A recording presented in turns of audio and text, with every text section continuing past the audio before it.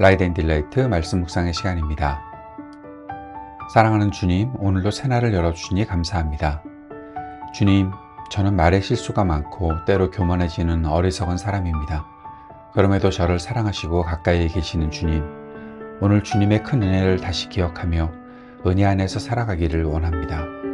겸손한 마음과 생명력 있는 말을 할 수 있게 도우시옵소서.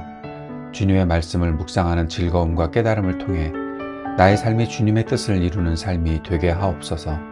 성령께서 오늘도 나의 삶에 충만히 거하시옵소서. 예수님 이름으로 기도드립니다. 아멘. 오늘은 잠언 18장 1절에서 24절까지 말씀, 잠언 18장 말씀을 함께 읽고 묵상하겠습니다. 다른 사람과 어울리지 못하는 사람은 자기 욕심만 채우려 하고 건전한 판단력을 가진 사람을 적대시한다. 미련한 사람은 명철을 좋아하지 않으며 오직 자기 의견만을 내세운다.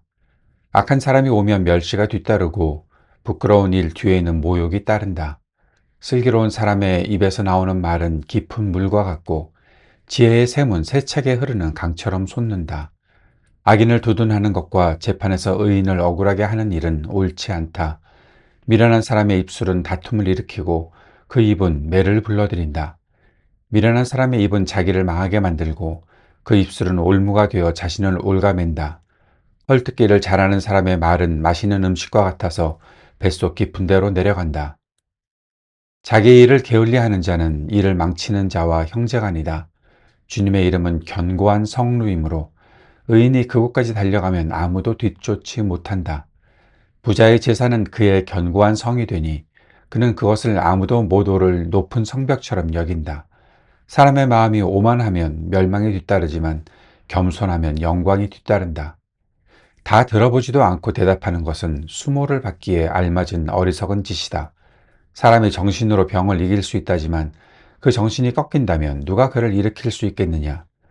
명철한 사람의 마음은 지식을 얻고 지혜로운 사람의 귀는 지식을 구한다. 선물은 사람이 가는 길을 넓게 열어주고 그를 높은 사람 앞으로 이끌어준다.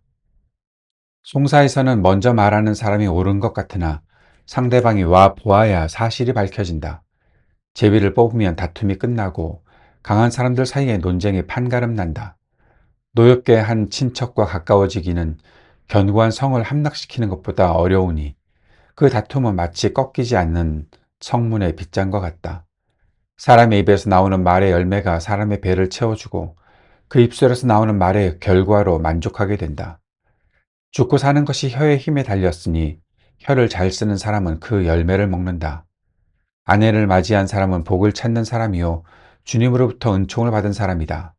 가난한 사람은 간절한 말로 구걸하지만 부유한 사람은 엄한 말로 대답한다.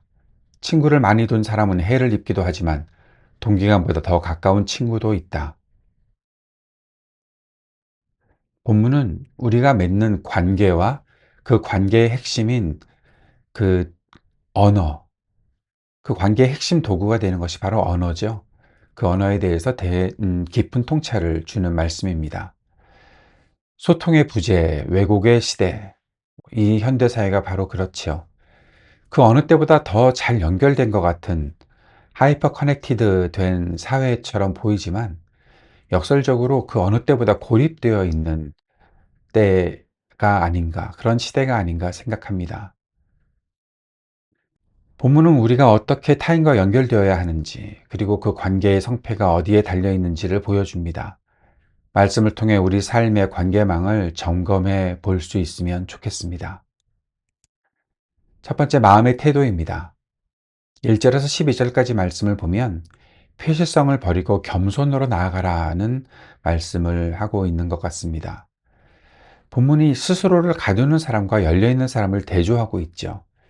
1절에서 다른 사람과 어울리지 못하는 사람, 그들은 자기 욕심만 따르는 폐쇄적인 태도를 가지고 있다라고 말하고 있습니다.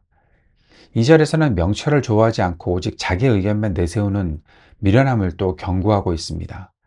반면에 지혜로운 사람의 명철은 깊은 물과 같고 세차게 흐르며 솟구치는 샘과 같다라고 표현하고 있습니다. 관계의 시작은 듣는 마음에서 시작하는 거죠. 듣는 마음은 겸손한 마음입니다. 교만은 듣지 않으려 하는 거죠. 교만은 멸망의 선봉이고 겸손은 존귀의 길자이비이다라고 말하고 있습니다. 그리고 겸손하면 영광이 뒤따른다는 것을 말씀하시는 거죠. 두 번째 우리가 살펴보는 것은 언어의 힘입니다. 13절에서 21절까지 죽고 사는 것이 혀의 힘에 달렸다라고 말하고 있습니다. 이 잠언 18장의 중심부에 언어에 대한 강력한 경고와 권면이 자리 잡고 있죠. 13절에 다 들어보지도 않고 대답하는 것은 수모를 받기에 알맞은 어리석은 짓이다라고 말합니다. 말은 단순히 소리가 아니라 열매라는 거죠. 20절과 21절은 입에서 나오는 열매가 우리 몸을 배부르게도 하고 사람을 죽이기도 하고 살리기도 한다고 강조합니다. 우리가 내뱉는 말은 부메랑과 같죠. 남을 비방하는 별식, 맛있는 음식과 같은 그런 말은 결국 상대의 영혼 깊숙한 곳에 상처를 남기고 나 자신도 그 말의 결과에서 자유로울 수 없다라는 사실을 말씀하고 있습니다. 세 번째 보는 것은 관계의 실제입니다. 견고한 망대, 성루, 그리고 진정한 친구. 10절에서 24절까지 말씀 속에 그 말씀을 봅니다. 본문은 우리가 진정으로 의지해야 될 대상과 곁에 두어야 할 사람을 말하고 있습니다.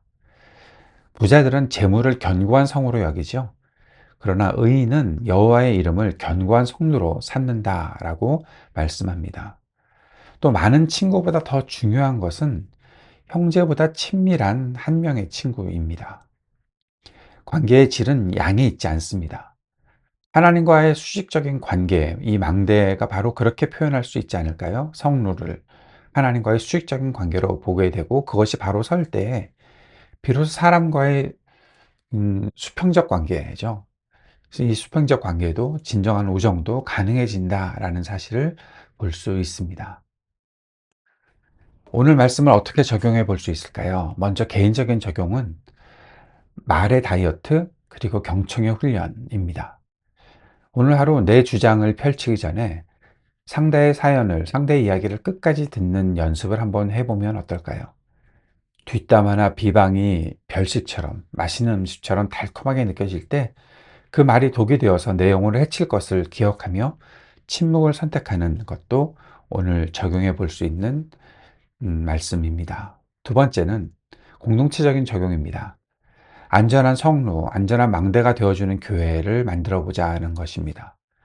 교회 공동체는 서로에게 견고한 성로가 되어주어야 하지 않을까요? 어려움에 처한 지체에게 섣부른 조언을 하기보다 그의 아픔을 충분히 들어주는 듣는 공동체가 되어야 한다는 것입니다. 24절의 말씀처럼 화려한 인맥을 자랑하기보다 소외된 한 사람에게 형제보다 친밀한 이웃이 되어주는 공동체 문화를 만들어가는 것, 그것이 우리 공동체가 지향해야 되는 말씀이 아닐까 생각합니다. 세 번째는 사회적인 적용입니다.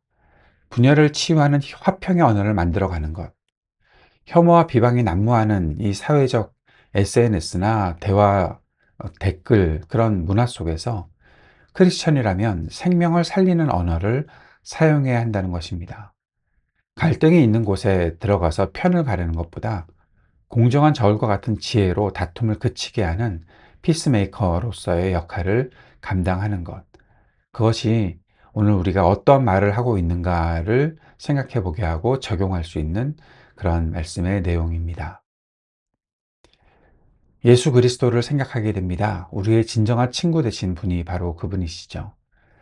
우리는 말에 실수가 많고 때로는 교만해서 스스로를 고립시키지 않습니까?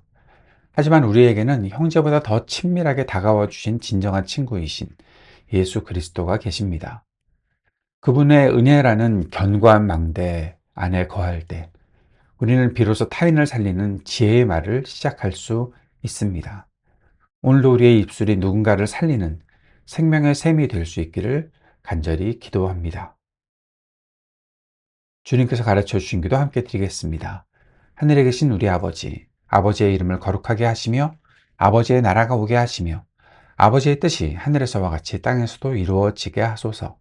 오늘 우리에게 일용할 양식을 주시고 우리가 우리에게 잘못한 사람을 용서하여 준 것 같이 우리 죄를 용서하여 주시고 우리를 시험에 빠지지 않게 하시고 악에서 구하소서.